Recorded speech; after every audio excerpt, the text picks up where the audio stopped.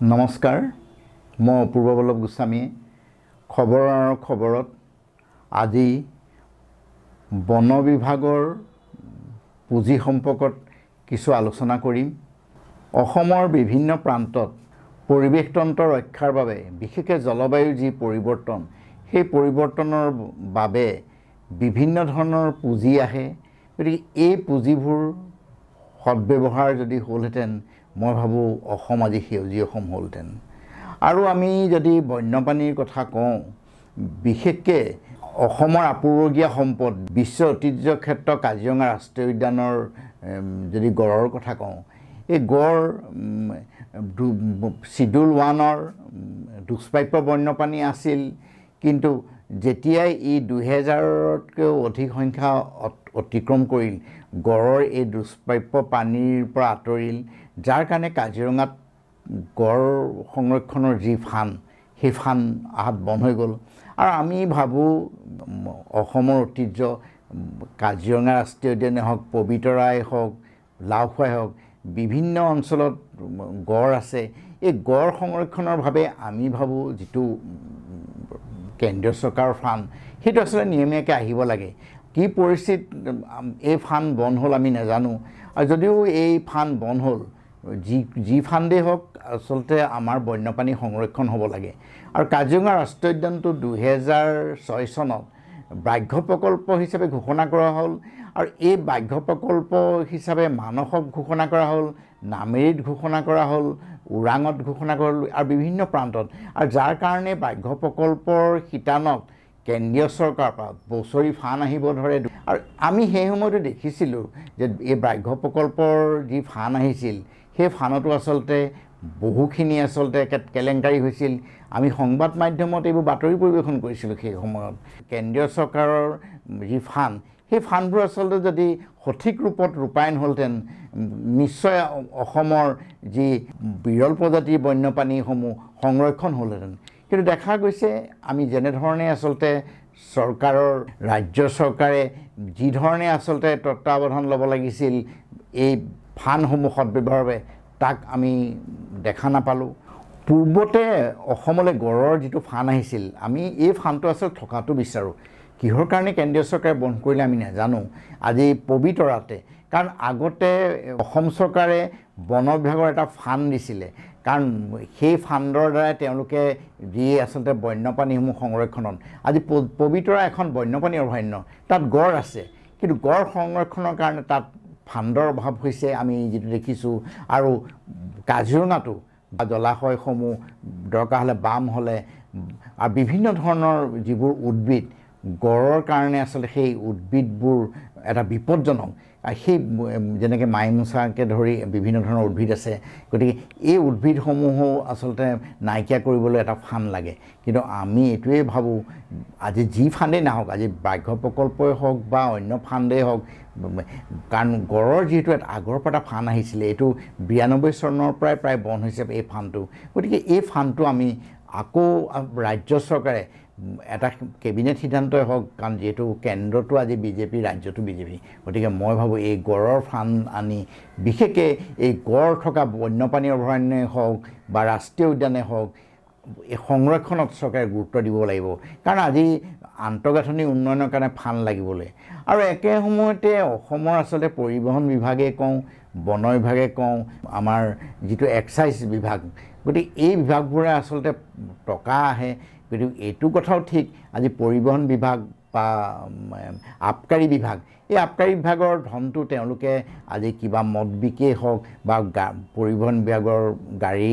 মটৰৰ কাৰণে আহা, কিন্তু বন বিভাগৰ কৰটো আচলতে এনেকুৱা নহয়। কাৰণ কিয়নো পূৰ্বতকৈ বন বিভাগৰ কৰ কমি আহিল, কাৰণ পূৰ্বতে কুপৰ ছিষ্টেম আছিল। যেতিয়াই 1995 চনত গোধাবৰ্মনৰ ন্যায়ালয়ৰ কেছৰ পিছত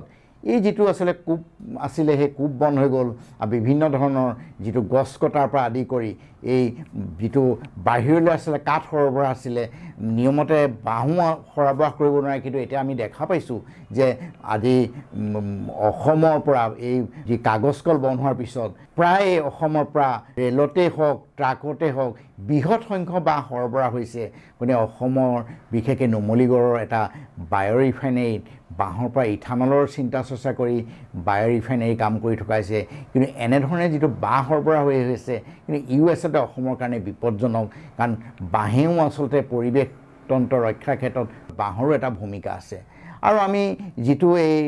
ৰেভিনিউৰ কথা ক'লোঁ কিন্তু আমি শেহতীয়াকৈ দেখিছোঁ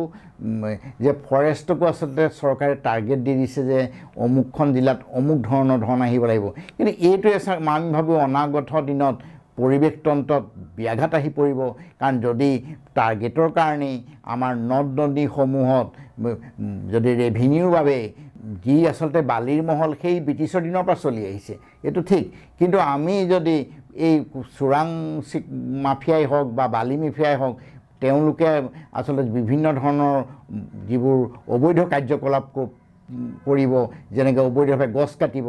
ফৰেষ্টে গছ জব্দ কৰিব ঠিকেই যদি সেইবোৰ ৰেভিনিউ আমি আশা কৰোঁ বা এনেকুৱা ধৰণৰ ৰেভিনিউ হয় তেতিয়া মই ভাবোঁ আমাৰ পৰিৱেশ তন্ত্ৰ ব্যাঘাত হ'ব গতিকে আমি চৰকাৰক এটাই আহ্বান জনাওঁ যে বন বিভাগত যি পূৰ্বৰ সেই ৰূপ দিবলৈ চৰকাৰে চেষ্টা কৰক বন বিভাগ গতিশীল কৰিলেহে আচলতে আমাৰ পৰিৱেশ তন্ত্ৰ সুস্থিৰ হ'ব পূৰ্বৰ চৰকাৰৰ দিনত যিবোৰ আচলতে কেলেংকাৰী সেই কেলেংকাৰীসমূহ ইয়াৰ পৰৱৰ্তী চৰকাৰে 2016 চনত তদানীন্তন মুখ্যমন্ত্ৰী সৰ্বানন্দ সোণোৱালৰ নেতৃত্বাধীন চৰকাৰ যেতিয়া গঠন হ'ল তেতিয়া পূৰ্বৰ চৰকাৰৰ যি বৃহৎ কেলেংকাৰী সেই কেলেংকাৰীসমূহ আচলতে তদন্ত কৰাৰ কথা আছিল কিন্তু আজিৰ তাৰিখত আমি এই তদন্ত দেখা নাপালোঁ গতিকে এই যিটো আচলতে দুৰ্নীতি এই দুৰ্নীতি আচলতে প্ৰকৃত ধাৰাবাহিকভাৱে চলি আছে নেকি ইও এক সন্দেহৰ বিষয় আহি পৰিছে কিয়নো পূৰ্বৰ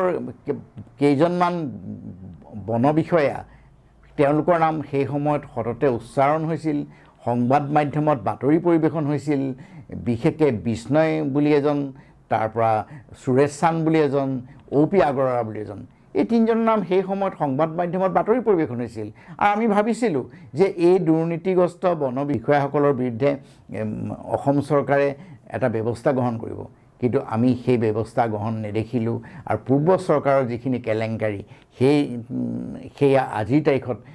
কোনো ধৰণৰ তদন্ত নহ'ল কাৰণ আমি যদি কেম্পা ফাণ্ডৰ কথা কওঁ এই কেম্পা ফাণ্ডটো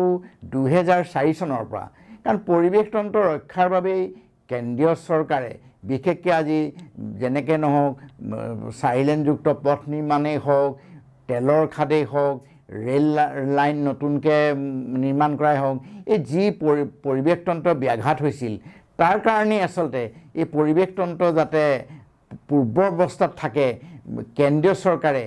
ভাৰতবৰ্ষৰ বিভিন্ন ৰাজ্যত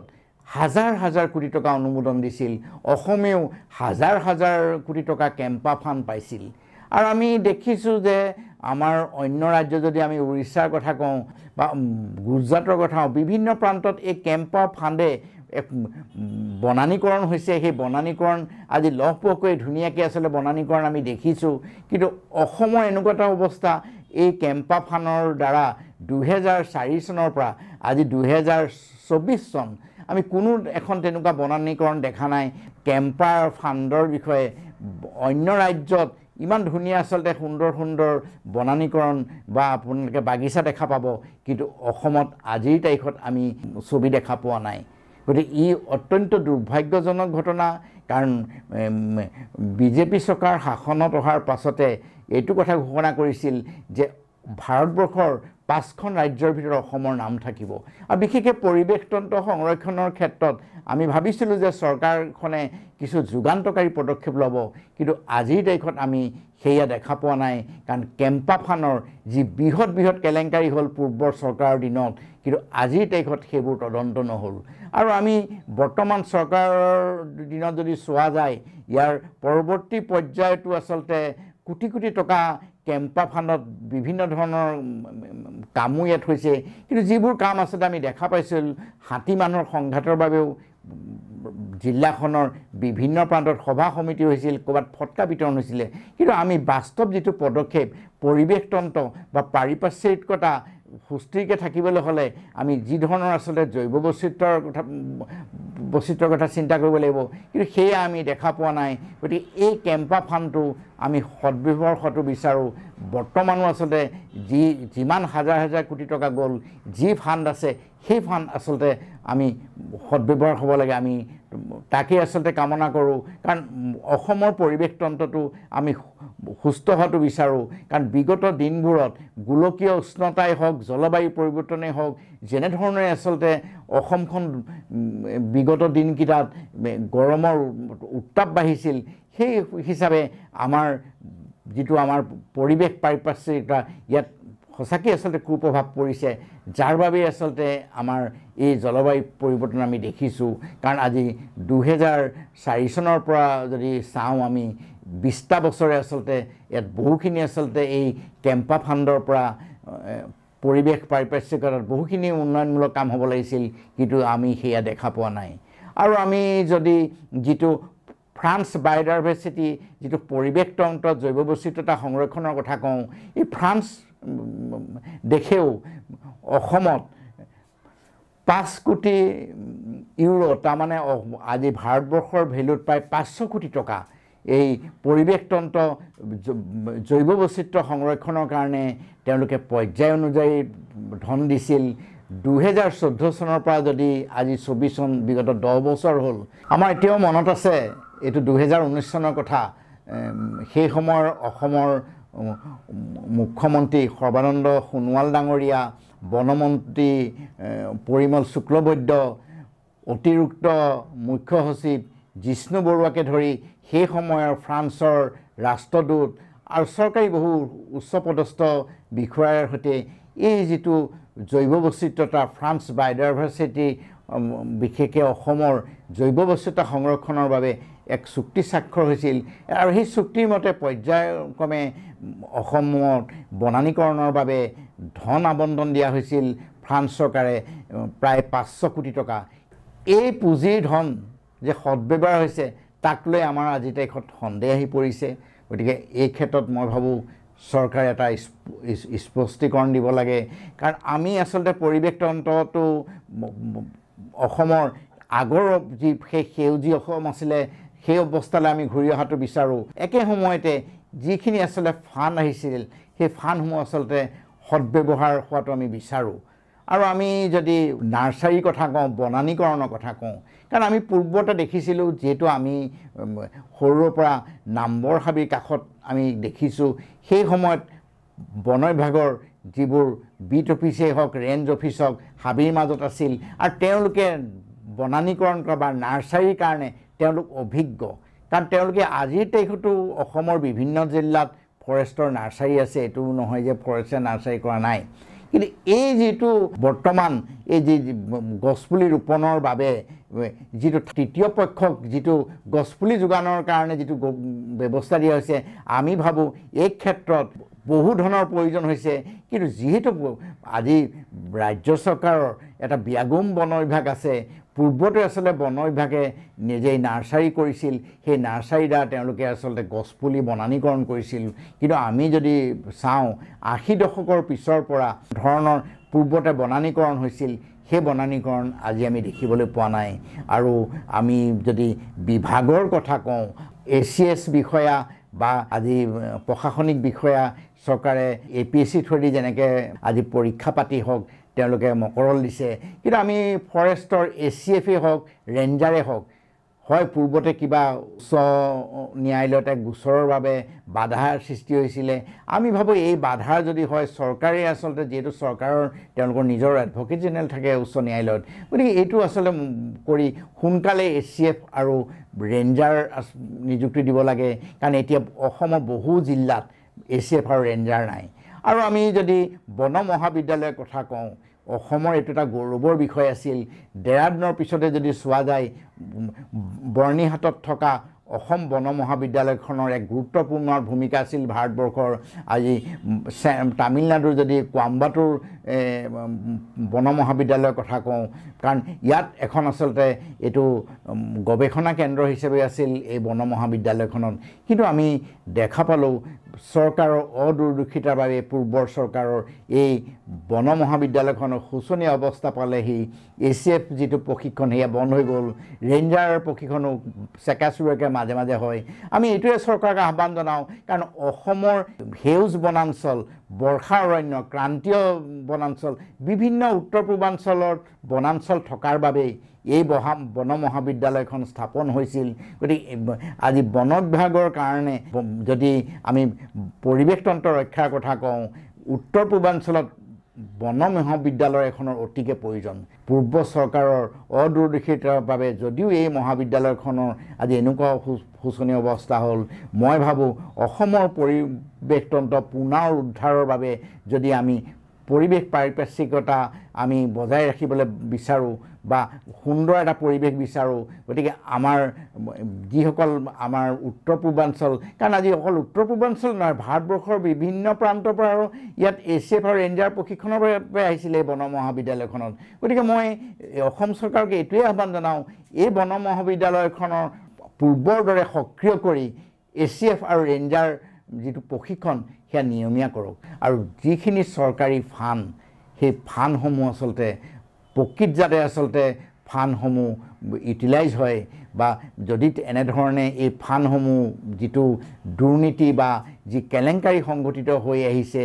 এই কেলেংকাৰী সংঘটিত আচলতে চৰকাৰে ৰোধ কৰিব পাৰিব কাৰণ চৰকাৰে এইটো কথা ঘোষণাও কৰিছিল আমাৰ এতিয়াও মনত পৰে সেই সময়ৰ বনমন্ত্ৰী প্ৰমীলা ৰাণী বৰ্মা বাইদেৱে গোলাঘাটত উপস্থিত হোৱাত আমাকে এই কথা জনাইছিল যে পূৰ্বৰ চৰকাৰৰ যি বন বিভাগত হোৱা কেলেংকাৰী সেই আচলতে বিচাৰ হ'ব কিন্তু আজিৰ তাৰিখত এই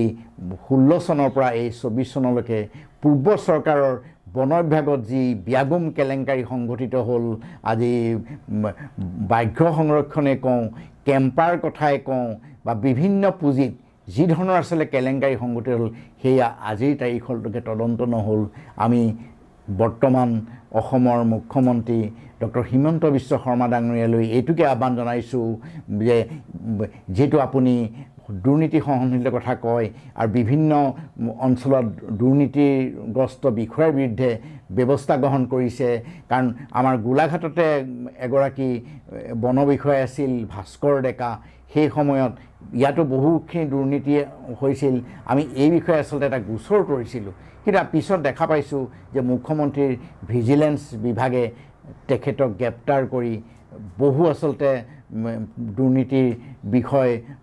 উদ্ধাৰ কৰিবলৈ সক্ষম হৈছে গতিকে এনেধৰণৰ বহু বিষয় আছে যি বিষয় আচলতে অসমৰ পৰা আঁতৰি গ'ল বন বিভাগৰ বহু উচ্চপদস্থ বিষয়াই ব্যাগুম কেলেংকাৰী কৰি অসমৰ পৰা বৰ্তমান আঁতৰি গৈছে আমি ভাবোঁ অসমৰ মুখ্যমন্ত্ৰীয়ে এই বন বিভাগটো সক্ৰিয় কৰিবৰ বাবে বা বন বিভাগত যি পূৰ্বৰ দুৰ্নীতি হৈছিল সেই দুৰ্নীতিৰ এক উপযুক্ত তদন্ত কৰাত আমি পোষকতা কৰোঁ গতিকে আমি চৰকাৰলৈ এইটোৱে আহ্বান জনাইছোঁ যে কেন্দ্ৰীয় চৰকাৰৰ যি পুঁজি যি দুৰ্নীতি হৈছে সেই দুৰ্নীতিৰ এক উপযুক্ত তদন্ত হওক আৰু যদি বৰ্তমানটো এই পুঁজিৰ কেলেংকাৰী সংঘটিত হৈ আছে তাৰো এটা আচলতে তদন্ত হ'ব লাগে তেহে মই ভাবোঁ বন বিভাগটো সক্ৰিয় হ'ব আৰু এই বন বিভাগৰ যি আচলতে খালী পদ এইটো তৎকালীনভাৱে পূৰণ কৰি জৈৱ বৈচিত্ৰ্য যি অসম যি সেউজী অসম সেই সেউজী অসম চৰকাৰে যদি আগৰ অৱস্থালৈ ঘূৰাই আহিবলৈ সক্ষম হয় মই ভাবোঁ অসমত কাৰ্বনৰ যি লৈ আজি সমগ্ৰ বিশ্ব চিন্তিত 2015 চনৰ পেৰিছ সন্মিলনটো